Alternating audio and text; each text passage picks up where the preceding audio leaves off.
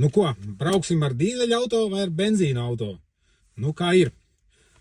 Mūsdienās ļoti daudz cilvēku ir gatavi strīdēties par šiem jautājumiem, jo vienam patīk tur dīzeļdzinējs, jo tas ekonomiskāks, tālāk var nobraukt, otriem patīk benzīndzinēji, tie tā kā klusāk darbojās, ziemā vieglāk piedarbināt.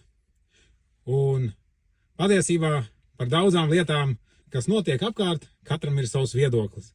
Un ja cilvēks nav gatavs kaut ko mācīties un kaut ko apgūt jaunu un izmēģināt kaut ko jaunu, tad arī viņam tas viedoklis nemainās. Bet līdz ko cilvēks ir gatavs ieguldīt sevi, izmēģināt kaut kādas jaunas lietas, kaut vai tās pašas mašīnas pamainīt no vienas uz otru, vai arī darbu vietu pamainīt, vai arī dzīves vietu pamainīt, tajā brīdī viņa apziņa paplašinās, un cilvēkam parādās viedoklis arī par citām lietām.